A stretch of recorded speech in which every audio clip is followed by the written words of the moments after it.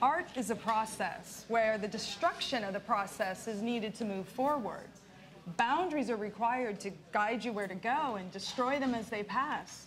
An artist cultivates what is coming, not what is. Picasso went through 7 phases. Well, Monet painted his gardens continually for 40 years. Monet captured light and painted the capriciousness of time with color. Maybe it's the attempt at trying to express in words the process we go through that is faulty. It is not magic or mystical, but it is mysterious. Sometimes the stroke of a brush on canvas says what words cannot. And sometimes words go together and musical notes go together. And sometimes words are perfect and no other artistic medium can duplicate the emotions they convey. Let me ask you, as an actress, do you believe your impression is based on your impression?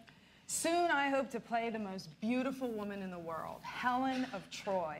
And I don't want an artificial performance for a role that encompasses a curious dilemma for women, victim or willing collaborator. I think I would paint Helen in glorious reds and deep crimson, all layered to one side. No yellows or oranges. It would be framed in midnight blue, then outlined in soft teal with various traces of shades of pink. Her story's incomplete, so I don't know if I would use the whole canvas. Is that from instinct? I believe a significant part of instinct is experience. Emotionally or intellectually based? Well, that's like explaining sex. The experience is inarticulate, but we all know it's about possession. So is Helen possessed or possessing? The worst thing an artist can do is work from ambivalence. The artist must be inspired. Is your painting of Helen abstract or images? I hate the word abstract, as if it's below paintings with images when it's the entangling of intellect and emotions to express sensations. Art must instigate seeing, feeling, and thinking. The masterpiece of inspiration is the leap from the ground to the clouds. Who are you? I am inspiration. I'm that instance when what is seen, heard, or felt gives rise to thought, passions, and expression. Inspiration, I find you everywhere. Inspiration, huh? I thought you'd be taller. I'm not elusive. Inspiration can be beauty, serenity, or lust, extraordinary or minimal, a mutineer and a traditionalist. The ingredients that accelerate the heart and mind. Oh, watch out, because next you'll be asked to memorize inspirational passages from the Tibetan Book of the Dead. Oh, when you are dumbstruck, in awe with what you're experiencing, when limitations disappear and lyricism remains, I'm to be thanked. I have heard that when what surrounds you becomes a self-portrait of what you're feeling, inspiration is at work. I believe an artist's function is to change perception away from reality to the imaginary. So when we do experience reality, it has more depth. Well, it's all about being original and bold. Let us provide emotion, attitude, and character to how the actress should play Helen. Is this an art house production where clothing is optional? Think in musical scales. That allows you to set the mood and tone. Then somewhere between awareness and excitement, we will discover the profound. Are you asking what musical instrument would represent Helen? Oh, encompass more than representing. We're discovering the spiritual impulse of art. Nothing is more beautiful than the sound of the harp. When delicate strings are plucked, what we hear is honeyed, haunting, feminine, and beautiful. The harp is Helen. A magnificent sound for the most gorgeous woman in the world. I would be divine as Helen of Troy. And I have the perfect quote for her, whom I probably could have dated. And the taste of you burnt my mouth with its sweetness. Imagine, the sky is made of soft blue hues. The breeze carries sweet fragrances of hyacinth. Slender columns of sunlight can be seen. Finches announce themselves readily, as do blackbirds flying from one tree to another. Helen is to meet her lover. How does he sound? Well, this sounds like an AA meeting for bird watchers. We need a contrast to the harp, a saxophone. What sexy and self-assured hero resembles the saxophone? Sexy, self-assured, daring but resourceful, attractive but distant, not coy at all. Who else besides me does that describe? I have it. Fitzgerald's handsome and urbane Gatsby, of course. I was leaning more towards Hamet's martini-drinking socialite detective Nick Charles. But I like Gatsby. An excellent choice for the sax. Gatsby, reckless and articulate, much like me. You don't get out much, do you? I like this Helena Gatsby. harp, and sax, which takes us on an emotional journey with both trepidation and expectation. Next, can you hear the strings? Or should they be classical like Beethoven or romantic like Schubert? I'm a romantic. The strings give the piece form. Keep it moving. It's the roadmap. Problematic opportunities must be measured, but where the heart wins out, I have the perfect candidate, Lady Chatterley. Who else? Ah, Lady Chatterley's lover. I read the underground version where she traipses through the tulips, removing her corset. But this is an American play. Let's change Lady Chatterley to the Southern Belle, Scarlett O'Hara. But Scarlett's obsession with gentlemanly but passive Ashley Wilkes means that her heart never wins out. This is literature, not history. I'll state, problematic opportunities must be measured where the heart is eager. Oh, I got it. How about this? They're on the Orient Express. The train is clanging, and the weather is horrible. There's snow and sleet, and there's ice on the tracks. Glenn Miller's band is playing In the Mood. Helen approaches me, and with a breathy whisper, she tells me she is being followed by both Dr. Jekyll and Mr. Hyde. Poet, there are imagination and inspiration, but with you, it's insanity and exhaustion. I prefer frivolous and bon vivant. We need percussion, and I have the perfect character to portray drums. Casanova or Hannibal Lecter. No, Mary Shelley's monster. Yes, the monster is a sympathetic character, yet menacing. The drum family, indeed. Can't you see the monster and Scarlett conversing about lovelessness and loneliness? I can see and feel it. They are both searchers whose hearts want to be lifted from ordinary to exceptional. Percussion and strings coming together, while Gadsby, full of hope, gazes at Helen. Beautiful Helen. Can't you hear it? Woodwinds and harp. We have an exotic spirit in the brew. Themes are emerging. Helen recites from a poem to Gatsby. I dream of your silent hands sailing over the rough, capricious waves and reigning over my body without impartiality. You do love words, don't you? But words have responsibility. There must be a pretext that defines the path they're to follow. Here is something close to genius. Clouds carry remembrances to the ends of time, where fantasies hide under misdeeds, and sex and death are buoyant pleasures that lovers embrace. Who wrote that? I did. Death is a buoyant pleasure? No one thinks that. Words have meaning. That's why we have so many of them. Remembrances to the ends of time where fantasies hide under misdeeds? What does that mean? That conjures up nothing. This sounds like a reminiscence from a dementia patient in a nursing home. You didn't like anything? Without memories, but of you. Listen, using creative verse is legitimate. Didn't William Blake do that? But Blake used the correct words to convey what he wanted. His genius was using his own mythology filled with mystical symbolism to interpret books, like the Bible. And he also claimed to see Christ and his apostles having lunch at Westminster Abbey. I have heard that our brains process poetry and music similarly. Well, the meaning of music is in the music. It's instinctual, relating to feelings rather than intellect. Poetry does that also. The heart asking the mind to be quiet. The ambiguity of feelings and emotions, like art, leads to a knowledge of self.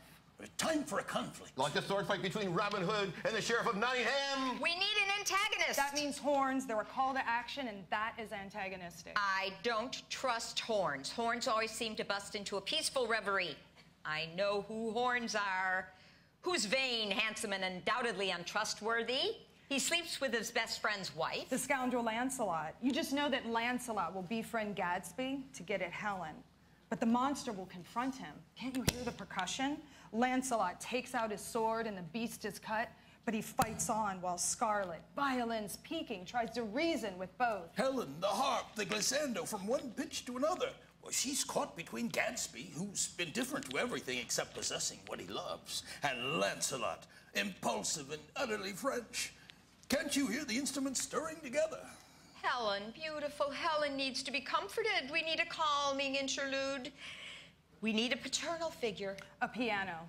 To Kill a Mockingbird's humble Atticus Finch, full of integrity and strength, the full orchestra and piano blend, until a solo is needed, and Atticus the piano makes his case for all to hold true to noble principles. Reason must prevail. Helen must be counseled so her soul can be calmed. The monster will keep her safe while Scarlet questions both men to see who is sincerer. But the monster finds Helen enchanting also.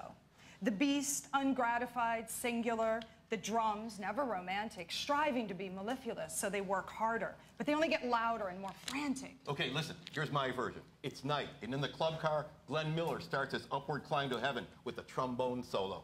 Next, Charlie Parker's sax jumps in. Phil Collins on drum, and Jerry Lee Lewis is rocking that piano. The Spice Girls are backing up. Mick Jagger and Bruno Mars. Is there a purpose for this? I am wearing a double-breasted blazer with an impressive gold crest. Scarlet sees me escorting Helen, whose dress is cut really low. Scarlet is inconsolable. The monster charges, but with one karate chop, he goes out the window. Now the snow comes barreling in. Stop! None of that's in the script. James Bond has a license to kill.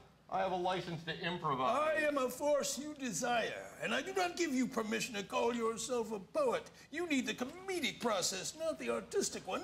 The goal of both is unrestrained enthusiasm. One shows the qualities of language, the other induces laughter. Thalia from Greek mythology was both the muse of comedy and idyllic poetry. The 9 muses were the personification of knowledge and of the arts. Are you not intelligent enough to understand that we're using inspiration to ignite imagination? Yeah, well, listen to this. From Ralph Waldo Emerson.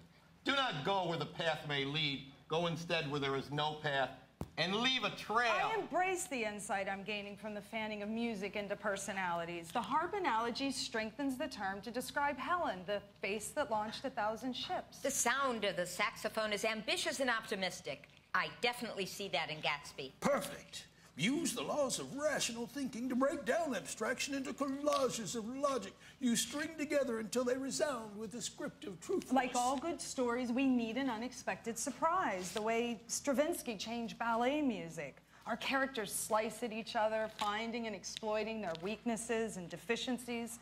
As the instruments build to a confrontation, the tension challenges the artistic perspective. Unexpected surprise? You want the mummy on the train? A good poet would take advantage of reason and emotion before responding. I have a vision of how I would paint this whole act. Like with Chartres Cathedral, I want to open up heaven. I see a large canvas, 10 by 12, the harmonies of the combined instruments swirling with blue colors led by ultramarine solos thinning into turquoise. I would start at the edges and come toward the center, gaining strength. The deepest at the midpoint with 2 thick and full trails of moody vermilion representing the women. Curled around them, intermittent raven black tributaries, men in turbulence, slashed across a layering of wild violet, the inexhaustible monster searching for meaning. Finally, at the bottom corner, a pale yellow burst with a thin string fading upward. A revelation, an escape may be possible. Magnificent. Inspiration and creativity becoming inspirational. As always with art, the purpose remains. Art can never be disregarded. How do we bring this all together? We need a funnel to drain all the delight of discovery into a singular harmonic. Is Scarlet discovering she's unloved? Is it that Helen is narcissistic, and whether it be woodwinds or horns, she's satisfied to be desired, but her love is vainglorious for herself? Gatsby and Lancelot clash, of course. The manic condition of the monster forces him to self-destruct, from wild drumming to a single drum, beating slower and lighter and eventually fading away. We hear something odd, something not entirely suitable. A change, a new direction to explore. An accordion. That instrument never seems to quite fit. We are on to the dilemma of the context phase. Here's a combination that will have people surprised. A harmonica coupled with an accordion. There will be discordance, dissonance, there will be sounds, 2 becoming 1. I have it. Who better to portray that than the Hunchback of Notre Dame? He and the bells became one. Now we must make all these inspiring characters soar as one through our imagination. One more crucial decision before that. The conductor, the pace of the artistic process. Should it be Captain Bligh of Mutiny on the Bounty, the sound precisely as written? Or Fletcher Christian, a free-flowing tone, maybe a sprinkle of jazz as the waves gently guide the ship in an unexpected direction. I love the unexpected. The course must be defined with the outcome anticipated. Well, you know, here's the way I would end this whole piece. Moby Dick swallows everybody on stage, including the instruments and the hunchback. And the only person left on stage is me. And I am England with Holden Caulfield. He's no longer the catcher in the rye. He's a cat burglar, married to the vivacious Lady Godiva. And we're about to steal the only audio recording of the Sermon on the Mount from the Tower of London. That has promise. It has promise. And if you like, I can change the audio to a video of water being turned to wine. There's the phrase, the free will of the poet submits to no law. And in your case, it's absolutely correct. I am Helen.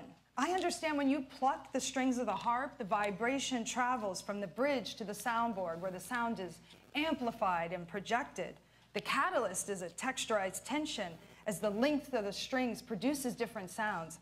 I must blend yet be radiant and kinetic within the instrument landscape, always attentive and uniquely prepared to illuminate, drawing eyes to me as I transcend from acting to an extraordinarily gifted artist.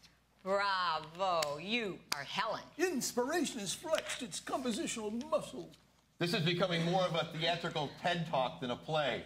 Interesting point.